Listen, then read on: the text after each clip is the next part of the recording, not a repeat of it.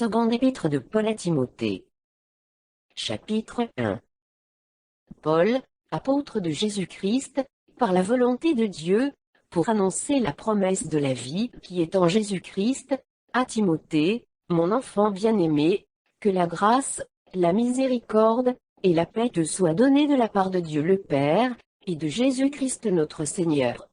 Je rends grâce à Dieu, que mes ancêtres ont servi, et que je sers avec une conscience pure, de ce que nuit et jour, je me souviens continuellement de toi dans mes prières, me rappelant tes larmes, et désirant te voir afin d'être rempli de joie, gardant le souvenir de la foi sincère qui est en toi, qui habita d'abord dans ton aïeul Loïs, et dans ta mère Eunice, et qui, j'en suis persuadé, habite aussi en toi.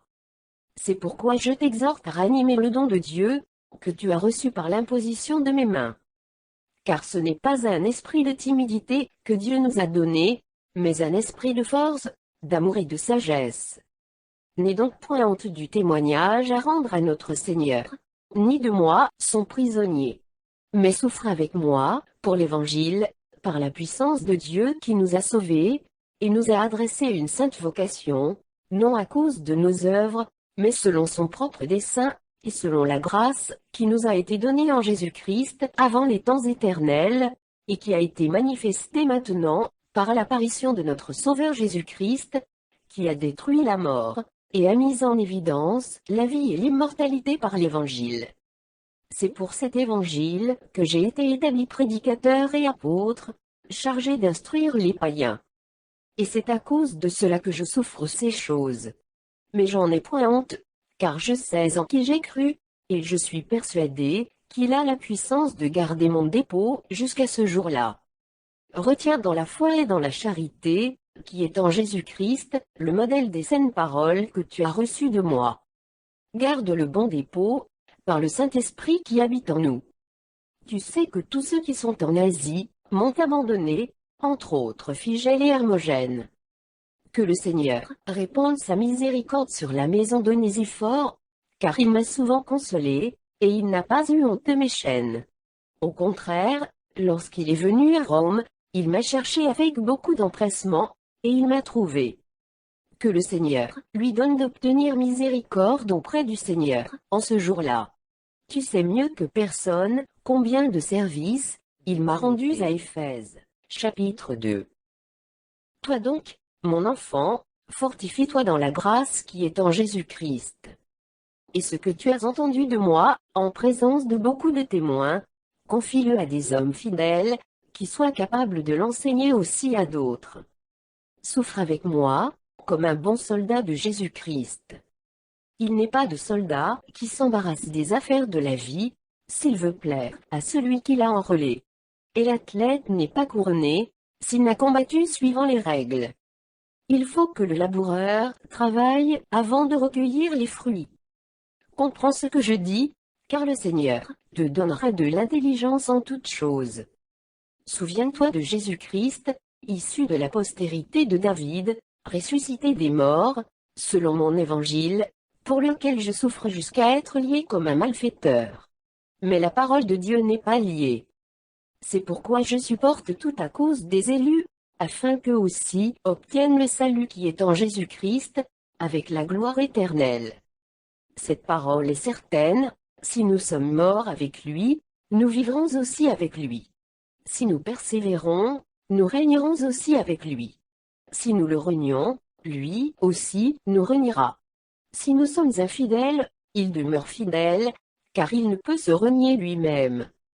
Rappelle ces choses, en conjurant devant Dieu qu'on évite les disputes de mots, qui ne servent qu'à la ruine de ceux qui écoutent. Efforce-toi de te présenter devant Dieu comme un homme éprouvé, un ouvrier qui n'a point à rougir, qui dispense droitement la parole de la vérité. Évite les discours vains et profanes. Car ceux qui les tiennent avanceront toujours plus dans l'impiété, et leur parole rongera comme la gangrène. De ce nombre sont Hyménée et Philette, qui se sont détournés de la vérité, disant que la résurrection est déjà arrivée, et qui renversent la foi de quelques-uns.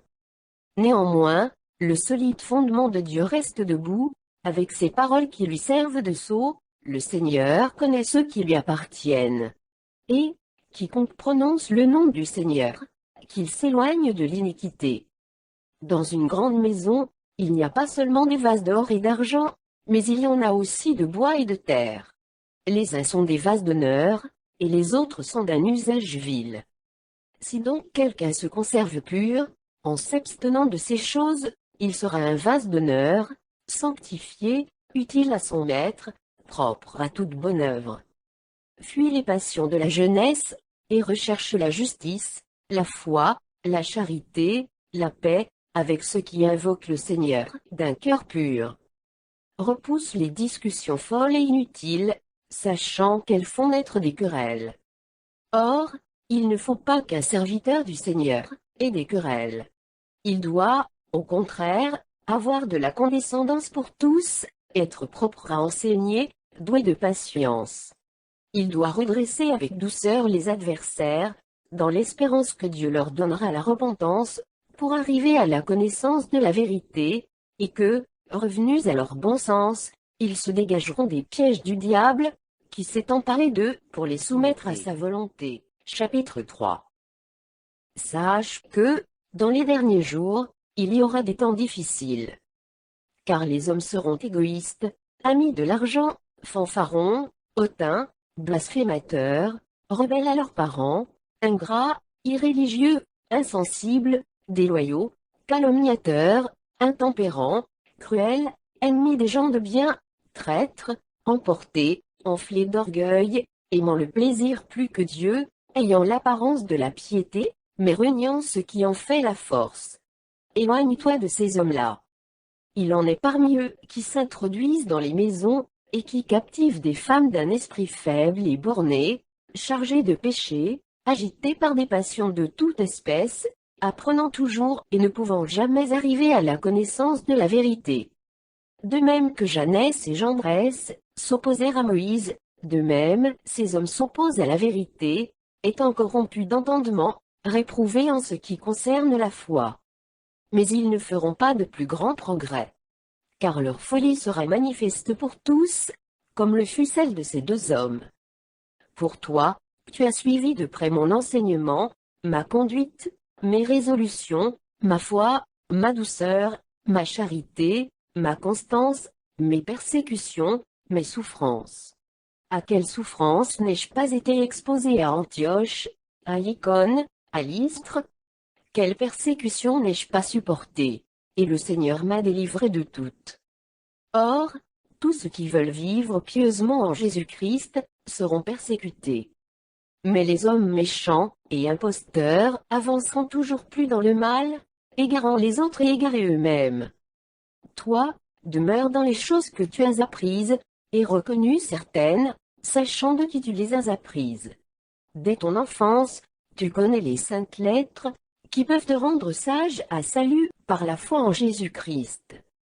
Toute écriture est inspirée de Dieu, et utile, pour enseigner, pour convaincre, pour corriger, pour instruire dans la justice, afin que l'homme de Dieu soit accompli et propre à toute bonne œuvre. Chapitre 4.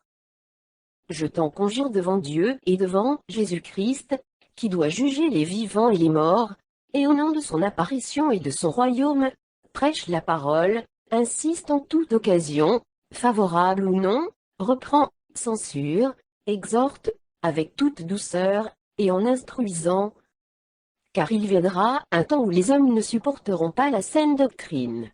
Mais, ayant la démangeaison d'entendre des choses agréables, ils se donneront une foule de docteurs, selon leurs propres désirs, détourneront l'oreille de la vérité, et se tourneront vers les fables. Mais toi, sois sobre en toutes choses, supporte les souffrances, fais l'œuvre d'un évangéliste, remplis bien ton ministère. Car pour moi, je sers déjà de libation, et le moment de mon départ approche. J'ai combattu le bon combat, j'ai achevé la course, j'ai gardé la foi. Désormais la couronne de justice m'est réservée. Le Seigneur, le juste juge, me la donnera dans ce jour-là, et non seulement à moi, mais encore à tous ceux qui auront aimé son avènement. Viens au plus tôt vers moi. Car Démas m'a abandonné, par amour pour le siècle présent, et il est parti pour Thessalonique. Crescent est allé en Galatie, Tite en Dalmatie. Luc seul est avec moi. Prends Marc, et amène-le avec toi, car il m'est utile pour le ministère. J'ai envoyé Tychik à Éphèse. Quand tu viendras, apporte le manteau que j'ai laissé à Troche et Carpu, et les livres, surtout les parchemins. Alexandre, le forgeron, m'a fait beaucoup de mal. Le Seigneur lui rendra selon ses œuvres. Garde-toi aussi de lui, car il s'est fortement opposé à nos paroles. Dans ma première défense, personne ne m'a assisté, mais tous m'ont abandonné. Que cela ne leur soit point imputé. C'est le Seigneur qui m'a assisté, et qui m'a fortifié, afin que la prédication fût accomplie par moi, et que tous les païens l'entendissent. Et j'ai été délivré de la gueule du lion. Le Seigneur me délivrera de toute œuvre mauvaise, et il me sauvera pour me faire entrer dans son royaume céleste. À lui soit la gloire au siècle des siècles. Amen. Salut Prisca et Aquila, et la famille de Nésiphore. Eraste est resté à Corinthe, et j'ai laissé Trophime malade à Milet. Tâche de venir avant l'hiver. Euglu, Pudent, Linu, Claudia, et tous les frères te saluent. Que le Seigneur soit avec ton esprit. Que la grâce soit avec vous.